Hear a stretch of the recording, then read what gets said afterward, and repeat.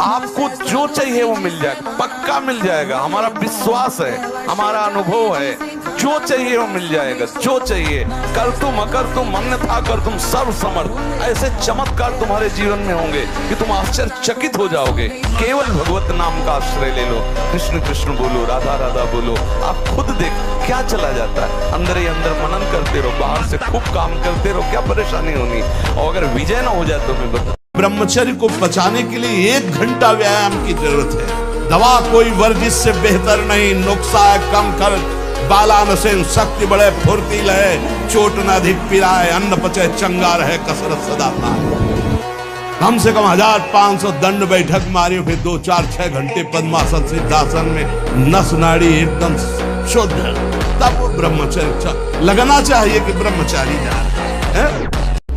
ब्रह्मचारी का सौंदर्य प्रस्फुटित होता है, एक नूर उसके चेहरे पे झलकता है जो ब्रह्मचर्य को धारण करता है। एक नवीन आकर्षण, बालवत चेहरा, एक आकर्षण होता है। और जिसका ब्रह्मचर्य पुष्ट होने लगता है, उसके शरीर से सुगंध आने लगती है। ब्रह्मचारी का एक एक रोम तेज से युक्त होने लगता है, चेहरे पर हर समय प्रफुल्लता, मुस्कान, बिना किसी कारण की प्रसन्नता बनी रहती है। ब्रह्मचर्य सेवन से अमोघ लाभ प्राप्त होता है। हृदय से कह रहा हूं, अगर नाम जप नहीं करोगे, भगवान का आश्रय नहीं लोगे, तो ऐसी हवा है माया की तुम्हें कोई नहीं बचा सकता। वो आपसे ऐसे आचरण, ऐसी क्रियाएं करा देगी। अगर भगवान के आश्रित हो, चूक हो भी जाती है तो एक शब्द याद रखो, नामे भक्ता प्रणश्यति। भगवान कह रहे मेरे भक्त का नाश नहीं हो सकता।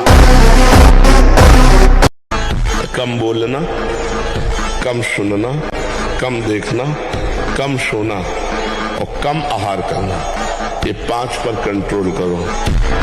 एक दिनचर्या कोई पकड़ लीजिए, एक आज्ञा पालन कीजिए। अगर 100 आज्ञा ना पालन करने की सामर्थ्य आ जाए तो बताना, समय को पाबंदी में बांधिए, तुम्हारा लोक परलोक दोनों सुधर जाएगा। एक यूरोप का आदमी था, वो बहुत अमीर था। वो मरते समय घर वालों को कहा कि मैं एक वसीयत लिखा है। उसमें कोई रुपया पैसा की वसीयत नहीं थी, पूरी डायरी खाली, केवल एक शब्द, और कहा मैं ये वसीयत आप लोगों को लिखकर, time is money in the world. संसार में समय ही सबसे बड़ी संपत्ति है। जिसने समय की कीमत पहचान ली, वो सबसे बड़ा संपत्तिवान है। उपासक को जिसे ब्रह्मचर्य रहना है, 2 समय भोजन हल्का या 1 बार भरपेट, 24 घंटे में पर्याप्त है ब्रह्मचारी की। 2 बार तो हल्का, केवल 2 ही समय भोजन करे। पहला भोजन का समय 10 बजे से लेकर 1 बजे के बीच में, दूसरा संध्या होने के बाद 8 बजे तक, इसके बाद नहीं। अगर इसके बाद आप पाते हैं तो आपकी दिनचर्या में फर्क पड़ेगा, वो आपके कई दोष प्रकट करना। देखो, जीवन को यदि आप मंगलमय प्रकाशशील बनाना चाहते हैं तो महापुरुषों के वचन मानने पड़ेंगे। समस्या भैया यह है कि मन, वीर और प्राण तीनों का एक कनेक्शन है, एक ही कनेक्शन है।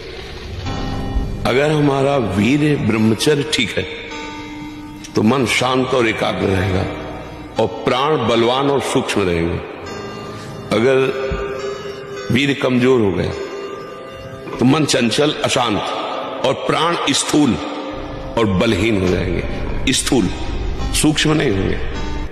तो हम पहली बात तो कहते हैं कि यदि तुम नाम जप करते हो तो तुम्हारे ऊपर कोई जादू कर दे, ऐसा पैदा नहीं हुआ। नहीं, भारत का किसी भी जादूगर, किसी भी टोना, किसी तांत्रिक को बोलो हमारा प्रेमानंद नाम मोबाइल में फोटो होगी, वही फोटो से तंत्र कर दे। करो अस्तमैथुन और शनि 6.5 चढ़ा हुआ है इसलिए ऐसा होता है, बेवकूफी वाली बातें बच्चा है। अभी अवस्था है तुम्हारी वीरपात करने की। गेहूं की फसल तैयार हो रही है, गलेत पे हो, गलेत माने होता है दाना अभी पड़ रहा है, और आप उसको काट लो तो न भूसा होगा न दाना होगा, व्यर्थ जीवन चला जाएगा। कम से कम 20-22 वर्ष ब्रह्मचर्य का पालन करो, फिर गृहस्थी में जाओ, संतान तेजस्वी होगी, देशभक्त होगी, माता पिता की भक्ति कर, ये क्या है। और जब ब्रह्मचर्य रहा जाता है तो उसको सुविधा माया देती है ब्रह्मचर्य नष्ट करने की, ये बैठालना चाहिए। जैसे आप नियम लिए कि मैं आजीवन ब्रह्मचारी रहूंगा, तो आपको पक्की सुविधा एक समय आएगी कि आप आराम से भोग लीजिए, कोई नेगेटिव नहीं, कोई नकारात्मक सोच भी नहीं आएगी। आप उसको स्वीकार करें, क्योंकि आपके व्रत को भंग करने के लिए माया ऐसी सुविधा देगी कि तो साधक जीवन भर इस बात से सावधान रहे। यदि नैष्ठिक ब्रह्मचर्य अगर हम 4 रोटी पाते हैं तो 4 ही पाते रहे बहुत दिन तक। अब यहाँ तो देखे कि कै बच रहे हैं, बोले 2 गुलाब जामुन 2 लड्डू बच रहे, बोले रुको थोड़ा टहल लेते हैं, फिर टहल के बैठ के फिर उनको तो मन प्रसादा स्थिति को प्राप्त नहीं हो पाएंगे। थोड़ा सावधान रखिए, अपनी जिह्वा को, अपने भोजन पाने के नियम को एक सीमित रखिए। ब्रह्मा को जिसने बनाया उसी का तू अंश है। तू अजर है, तू अमर है, तू अविनाशी है, तू अजन्मा है, तू नित्य है, तू परमात्मा स्वरूप है। तेरा विनाश करने में कोई भी समर्थ नहीं है, स्वयं भगवान भी। साबुन न लगावे, उपटन न लगावे, शरीर में तेल न लगावे, आंखों में कभी सुरमा न लगावे, कटिंग सेटिंग नहीं, 2 ही हैं, या पूरा मुंडन और या पूरे बाल रखना।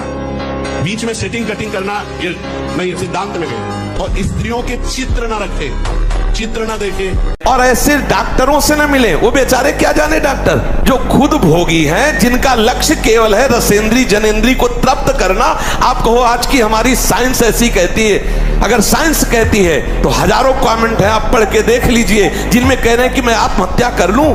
12 वर्ष की अवस्था से लेकर आज तक हस्तमैथुन किया, मेरी दुर्दशा हो गई, मुझे उपाय बताओ। नहीं, मन कहता है आत्महत्या।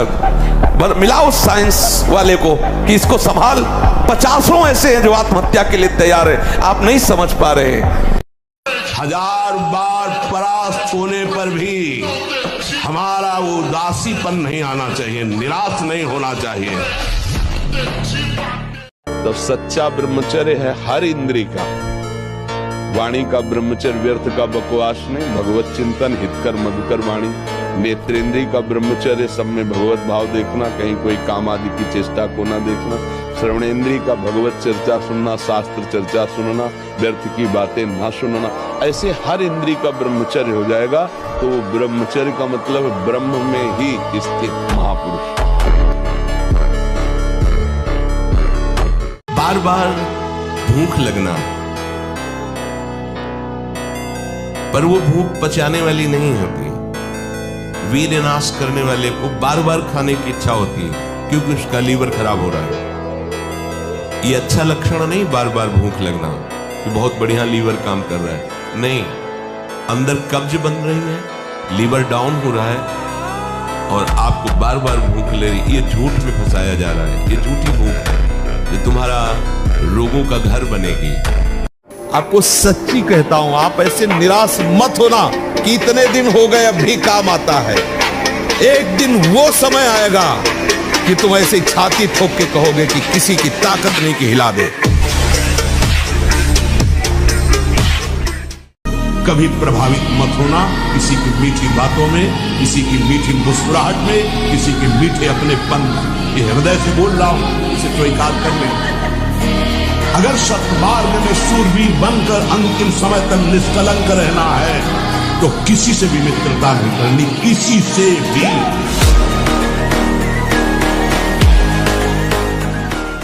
गुरुकुलों में इसीलिए बच्चों को रखा जाता था, चाहे राजा के हो चाहे प्रजा के हो। ब्रह्म ऋषियों के शासन में 20-25 वर्ष तक ब्रह्मचारी रहे। कुछ समय तक गृहस्थ में रहने के बाद स्वतः पूर्वाभ्यास ब्रह्मचर्य का उनका जागृत हो जाता और वो 4थी अवस्था तक भगवत साक्षात्कार कर ही लेते। तो बांध लंगोटा बचा के इंद्री कभी न देखा पर नारी। जो काछ वाछ मन निश्चल राखे, धनी धनी जननी तेरी रे। नरसिंह मेहता जी कहते हैं कि हमें पूरे आजीवन ये नियम रखना है कि पराई माता बहनों की तरफ हमारी गंदी दृष्टि ना हो। कभी अगर दृष्टि भी गंदी हो जाए, मान लो चूक है, बड़े जन्मों से हम उसी में लगे हुए हैं, तो क्रिया नहीं होनी चाहिए।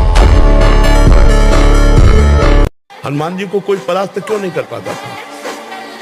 2 कारण थे, चरित्र पवित्र, चरित्र पवित्र और भगवान का चिंतन। हाहाकार मचा दिया, ऐसे जैसे उट्टन नहीं लगाया जाता, ऐसे ऐसे पकड़ के राक्षसों को मसल देते।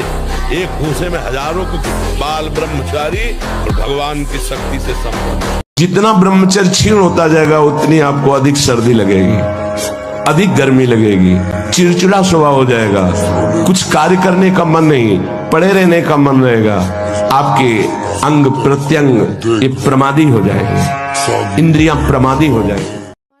6-6 घंटे पद्मासनों पर बैठे, बिना हिले डुले, भीषण कष्ट हुआ पर उसे सही शांत, तो सुषुम्ना नाड़ी खुली, वीर ऊर्ध्वगामी।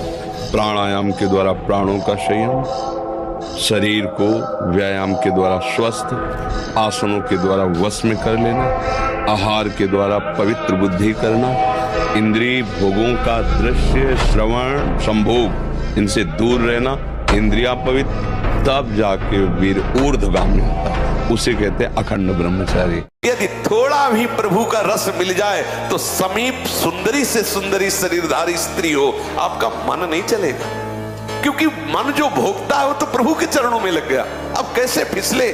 तो इसलिए चाहे गृहस्थ हो चाहे विरक्त हो, चिंतन, खान पान, संग, दृश्य, इन सबको संभाला जाए तो सम्यक रूप से ब्रह्मचर्य रहा जा सकता है।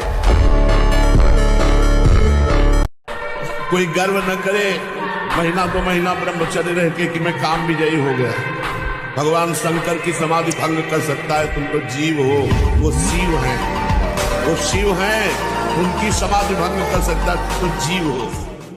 हमका विश्व का कोई भी कहीं भी कितना भी बड़ा देवता हो, अगर भगवान नाम जापक है तो उसे ये घोड़े ओड़े की नाल पहनने की जरूरत नहीं है। और हम कहते हैं कि आप जाओ और शनि की आराधना करो और उसका फल मांगो कि प्रेमानंद के बाल को उखाड़ दीजिए, ये हम लाडली के बल से कह रहे हैं। दोस्तों, तो क्या सोच रहे हो? आप भी मेरे साथ अपने इस ब्रह्मचर्य जर्नी को स्टार्ट कीजिए।